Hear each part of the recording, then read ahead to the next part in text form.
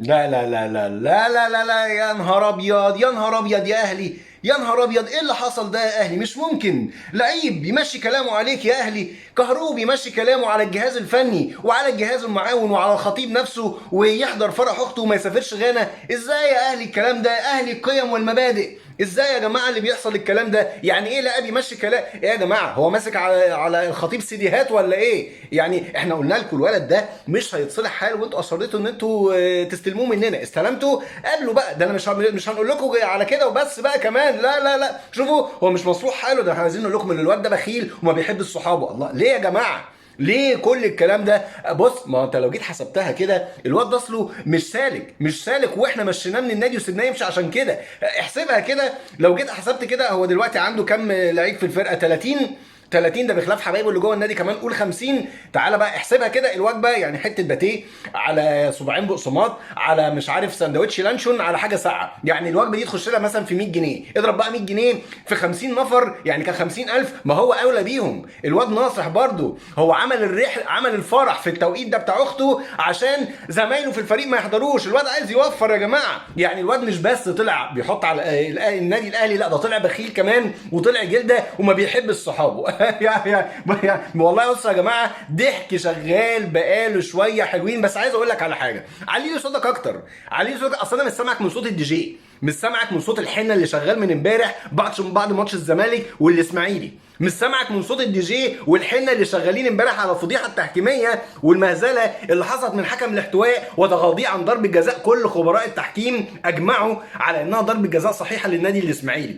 بص، يعني انا مش سامعك من صوت الدي جي والحنه اللي شغاله من امبارح اللي عملها لكم جمهور الاسماعيلي عليكم وانتوا في الملعب هناك اكرام الضيافه. مش سامعك يا سيدي من صوت الدي جي، وعلي لي صوتك اكتر بالكلام اللي انت عمال بتقوله ده، عشان انا بس مش سامعك من نقطه انتقاد الناس للمستوى الصفقات اللي ظهرت امبارح. الصفقات 10 15 20 صفقه وفريق الاحلام، مش سامعك. بص هقول لك على حاجه تانية، مش سامعك من صوت الانتقادات لبودي اللي كل صفحاتكم امبارح بتقول الله ده 96 دقيقه بيقسم مجهوده حلو على ارض الملعب، ده 96 دقيقه عارف يحافظ على مستواه البدني. يعني يا جماعه، يعني مش هو بعد ما خد الكوبري اختفى وما حبش يهين نفسه؟ لا لا لا لا، بودي لازم ندافع عنه. مش عيب يا جماعه؟ مش عيب الحركات البلدي دي؟ يعني ملف جوه النادي الاهلي انتوا مالكوش اي دعوه بيه، مالكم وماله؟ يعني الحركات البلدي بتاعت سياده الموسيقار القديمه دي ودوش الدوشه بدوشه اكتر من دوشتها، ونقطه ان انتم مسكتوا في ازمه على مسماكم يعني ازمه كهرباء وكولر وفرح اخت كهرباء عشان تلاقوها حجه تداروا بيها على كل النقد اللي شغال واللبانه الاعلاميه اللي شغاله امبارح على ماتش الزمالك والاسماعيلي ماسكين في الواد الغلبان. حرام حرام يا جماعه، انتوا ما اتعلمتوش يا جماعه. يعني الواد بيطلع يفقعكم واحد حسبي الله ونعم الوكيل من هنا يعني بيجيب اجالكم. يعني عيب الكلام ده. خلاص بقى، احنا المفروض ناس كبرنا دلوقتي، ناس كبرنا ودعينا للصلح والناس راحت وعمالكوا كبار، ويعني المفروض بقى يعني صفحة جديدة بقى واعلام جديد وكلام حلو بتاع ناس كبيرة كده. عيب.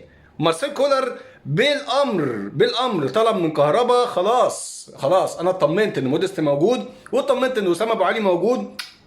روح يا حبيبي بألف سلامة، أنا مش محتاجك دلوقتي. زي ما حصل بالظبط كده في الماتش اللي فات. إيه اللي حصل؟ كهربا في ماتش بلوزداد لعب 10 دقايق، هقدره ليه؟ في يا جماعة إنسانيات، في حاجات المفروض ما تغفلش عن بالنا كبشر. أنت لو مكان الولد ده، لو مكانه وحصل ظرف مفاجئ، هل وقتها هتعملها مشكلة؟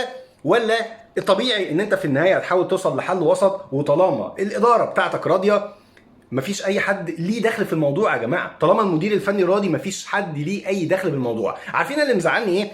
ان في بعض الناس والاصوات الاهلاويه المحترمه قارنوا ما بين كهربا وما بين موديست. قال لك ما موديست برده كان طالب ان هو يسافر، والراجل عشان مش يعني الظروف العائليه دي قدر ان هو ياجلها، هيسافر مع النادي الاهلي. طب جميل، ايه المشكله؟